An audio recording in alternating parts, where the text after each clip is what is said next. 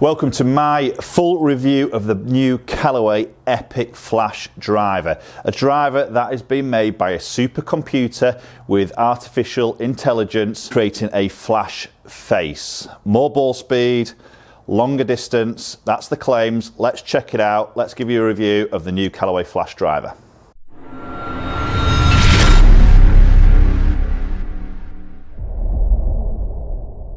So just before we jump into the video, if you haven't already subscribed to the channel and enjoying the content I'm putting out there, then please consider doing so. Hit that MNG logo in the bottom right hand corner of the screen. Hit the bell icon to get notifications of any future videos. You'll be the very first ones to watch it. Also hook up on my social media platforms, both Instagram and Twitter at MN Golf Coach.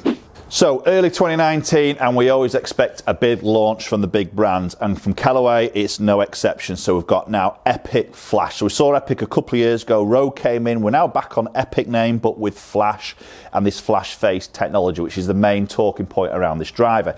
So Callaway invested in a supercomputer, sounds amazing, which has artificial intelligence in terms of creating a club face that is faster across the whole face. This computer's made 15,000 virtual prototypes. So basically, if this was to go through the same process of making 15,000 drivers, prototypes by humans as it would normally do, it would take 34 years to do that process to get to where they are with flash face. Very interesting.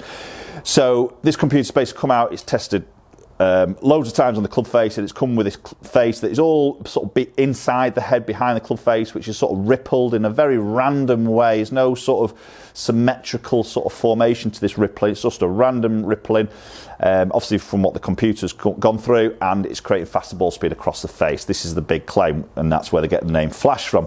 So I'm going to review the standard Flash. There is a Sub-Zero version, like they have done in previous models, which I will do on a separate video. So Flash standard, we've got the movable weight across the back that we saw in the Epic, original Epic, which is a 16 gram weight that can be moved into sort of more draw, more fade biased. We've still got jailbreak technology, as we've seen a couple of years, which I'm quite a bit of a fan of. Did see some sort of ball speed there, so that's staying in there, which is a good thing. The carbon crown now has got a sort of neat, a tighter weave to it, a little bit lighter, so saving weight, reposition that in other parts of the head to increase MOI and forgiveness.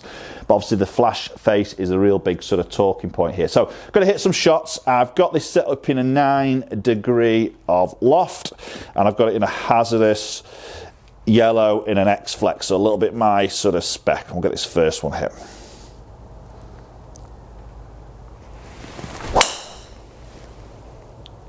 Okay, and that's not a bad hit. Just turned up the left-hand side a little bit. Feels pretty low spinning that particular shot. Yeah, 311, 312. So good start there. Just turned up that left-hand side. Strike was decent. The sound was pretty loud. That's felt quite a loud, explosive sort of sound there. Maybe not a different sound as maybe what I'd expect to hear, especially with the original Epic. That was a very sort of dull, muted sound. Definitely much louder there with the Flash.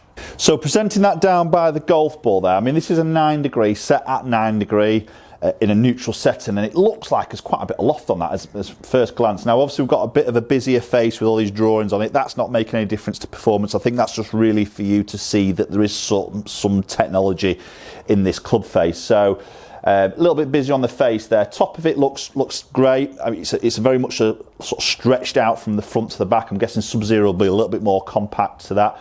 A little bit of a lipstick colouring around the edge there, it looks lovely. A little bit of Epic logo in on that inside heel section, and you can see that carbon weave on the top, which I think looks nice. Let's get this next one hit.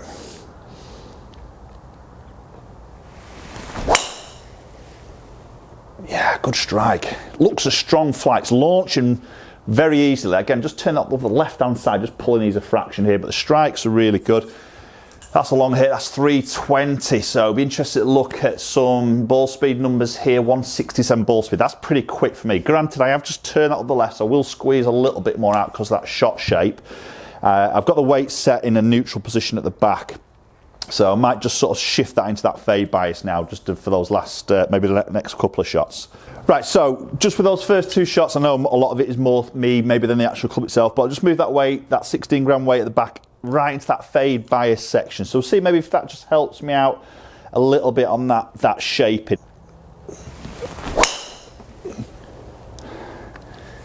Yeah, again, great strike there, and that's worked a bit more neutral there, to be honest, which is good. So maybe that weight's just helped me out a little bit on that particular shot.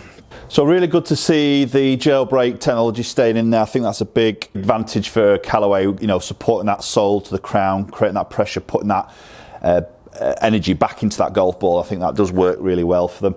Adjustable sleeve still stays in there, so Flash is available in 9, 10.5 and 12 degree heads, and then obviously you've got the adjustable neck sleeve which can move it down 1 degree but up 2 degrees with a few other little settings in there. And I think the beauty with that, because these come with a Golf Pride align grips, which obviously has alignment down the side, and in other brands, maybe as you change the setting, obviously that alignment would obviously be off center. But the good thing with the Callaway is you can still keep that grip alignment as you move it into any of those settings that are available, which I think is a really good advantage there. So, and obviously that allows them to then put the align grips on, which is a good sort of upgrade there, but comes obviously as standard.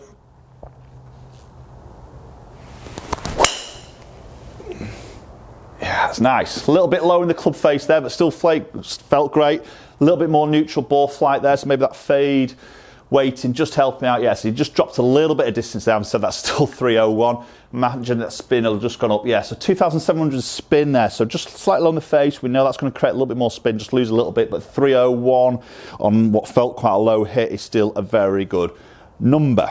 So quite a number of different shaft options available now as stock, so within the sort of cost of the actual driver. Obviously hitting different sort of swing speeds, launches and spins, so obviously that's really down to process for you guys going and getting fit. There is a lot of options, and obviously away from those stock options, you then got upcharge, what I would call exotic shafts. But then obviously you tend to be paying a little bit more for those particular shafts. But again, any good fitter will have all those options, including the upcharges available. Let's get this last one hit, then we'll look at some numbers. Yeah, good again. It is quite an explosive sound there. Definitely one thing that's standing out is definitely a louder sound than the original Epic. Doesn't really bother me. I do like that more muted sound, I must admit, but I could quite easily get used to that sound. That sound's a sound, isn't it, really? It's more how it sort of feels and obviously how it sort of performs.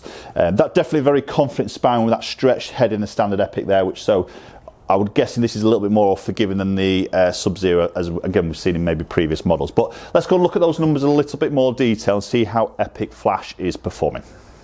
Okay, so looking at some numbers here. So we've got club head speed around 116.5, ball speed getting up towards 166 on average, peaking there nearly, like the last one there, 168 nearly. So some good ball speed there for me. I tend to be around that 165 mark, maybe 164, 65 area.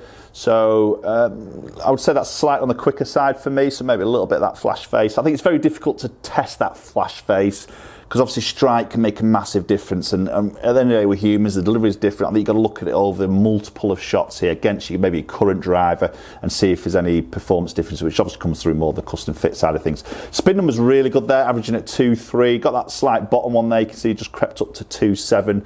But again, that's not too bad on a miss hit. Obviously the first two just turned over a little bit more. You see that spin number just dropped down a touch more. So averaging peak height at 31 yards, descent angle at 36 degrees, so it's coming in quite nice and strong. Averaging carry at 282 and running out at 308.